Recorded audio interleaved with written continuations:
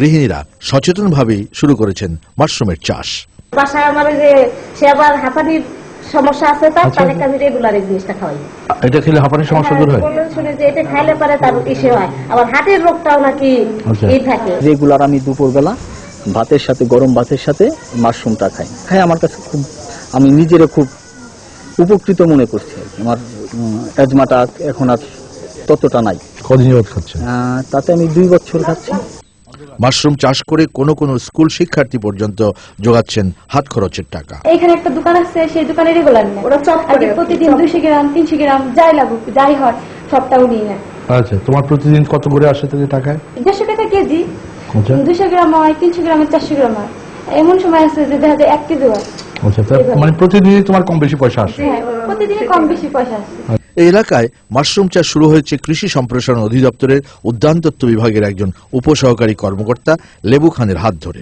আমরা প্রথমে এই এলাকা থেকে প্রায় 35 থেকে 40 জন মহিলা এবং পুরুষকে মাশরুম প্রশিক্ষণ শেষে তাদের নিজ নিজ এলাকায় এসে আমরা যে ফ্রি বীজগুলো প্রথমে তাদেরকে দিচ্ছি, এই বীজ থেকে তারা প্রথমে মাশরুম উৎপাদন করে।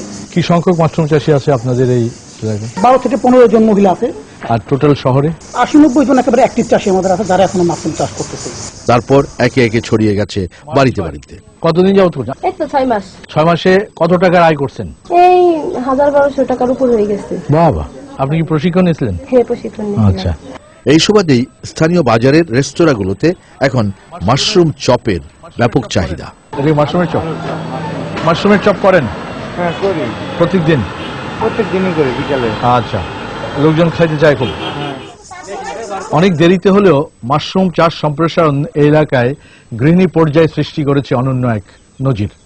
পারিবারিক পুষ্টি চাহিদা মেটানোর ক্ষেত্রে প্রতিদিনকার খাদ্য তালিকায় এই গৃহিণীরাই মাশরুমের নানান ধরনের মেনু যুক্ত করেছে। এটি বাংলাদেশের অন্য গ্রামের, অন্য এলাকার গৃহিণীদের জন্য এটি অনুকরণীয় দৃষ্টান্ত হতে পারে।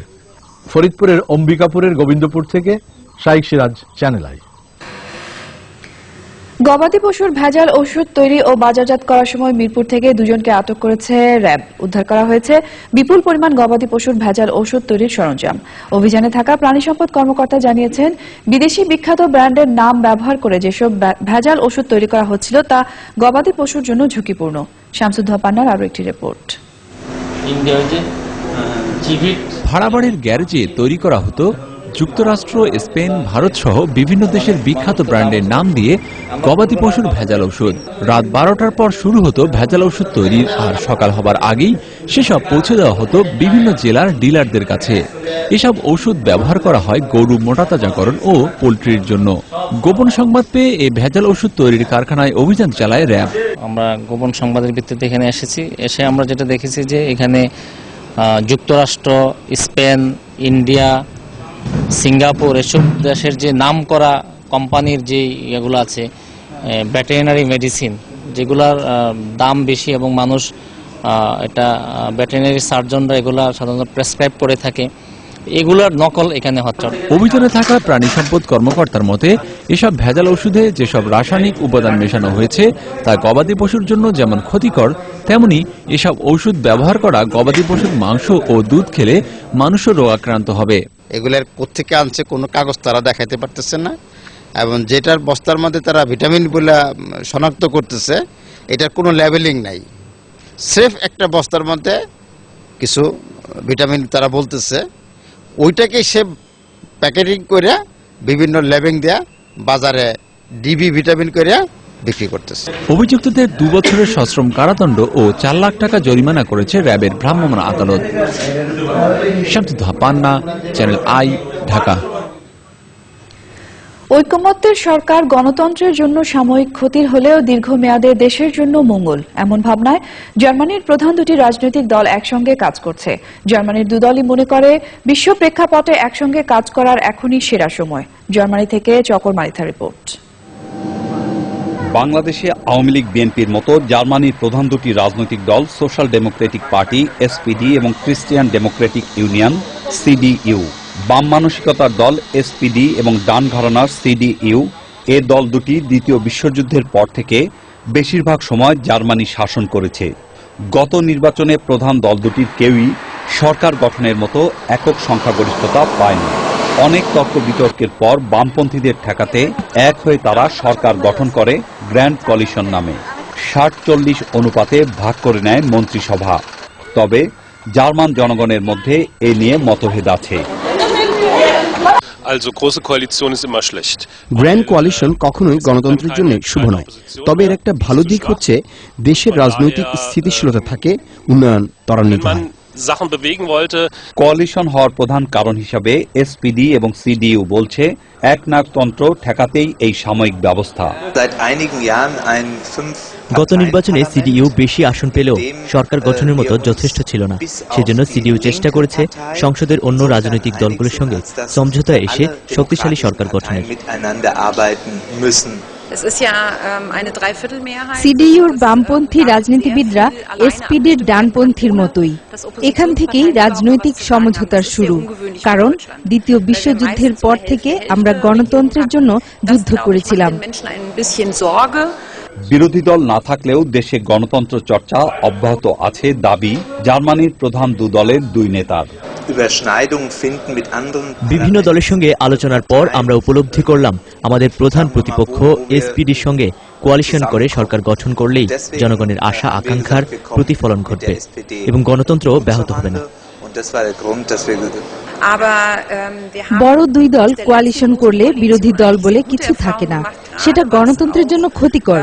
কিন্তু ভালো দিক হচ্ছে বড় দলগুলো যারা সংসদে এসেছে তারা জনগণের ভোট এবং ম্যান্ডেট নিয়েই এসেছে। যদি তারা আন্তরিকভাবে কাজ করে তাহলে দেশ এবং জনগণের জন্য মঙ্গল সম্ভব।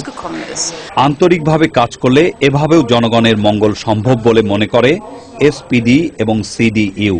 শিল্প, সাহিত্য, সংস্কৃতি এবং রাজনৈতিক দিক দিয়ে 100 বছরের পুরনো দেশ জার্মানি। সেই জার্মানির প্রধান দুটি বড় রাজনৈতিক দল এক হয়ে দেশের স্বার্থে রাষ্ট্র পরিচালনা করছে। বাংলাদেশেও সেটি সম্ভব কিনা এ প্রশ্ন এখন অনেকেরই। জার্মানির হেসেন পার্লামেন্ট থেকে চকর মালিথা, চ্যানেল আই। এই পর্যায়ে জানিয়ে দিচ্ছি গতকালের খবর। ফরিদপুরের নগরকান্দা পৌরসভার মেয়র এবং বিএনপি নেতা জাহিদ হোসেন ওরফে খোকন রাজাকারের বিরুদ্ধে মানবতা বিরোধী অপরাধের মামলার যুক্তিতর্ক শেষ হয়েছে। যে কোনো দিন রায় চূড়ান্ত ঘোষণা করবেন আন্তর্জাতিক অপরাধ ট্রাইব্যুনাল 1। সাক্ষ্য প্রমাণে অভিযোগ প্রমাণিত হয় সর্বোচ্চ শাস্তির আশা করছেন রাষ্ট্রপক্ষ। রিপোর্ট করছেন মোরসালিন বাবলা।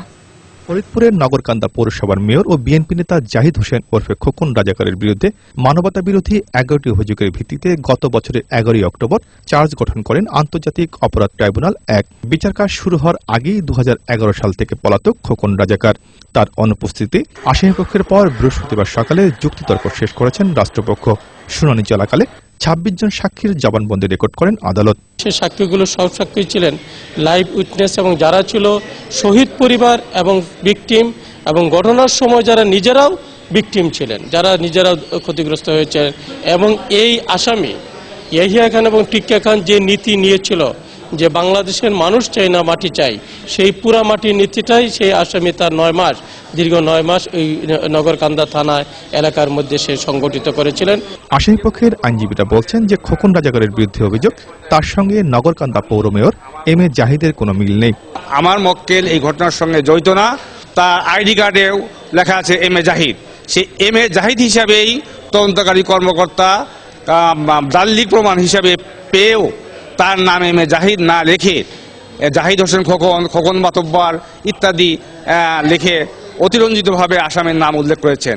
বাচ্চু রাজাকারের সহযোগী খোকন রাজাকারের এক ভাই জাফর রাজাকার মুক্তিযোদ্ধাদের হাতে নিহত হয়েছেন। খোকন রাজাকারের মতো বিচার কাজ শুরু হওয়ার আগে আবুল কালাম আজাদ ওরফে বাচ্চু রাজাকার, আশরাফুজ্জামান খান এবং মাইনুদ্দিন চৌধুরী পালিয়ে যান। তাদের অনুপস্থিতিতে বিচার শেষে সর্বোচ্চ শাস্তি মৃত্যুদণ্ডের রায় দিয়েছেন ট্রাইব্যুনাল।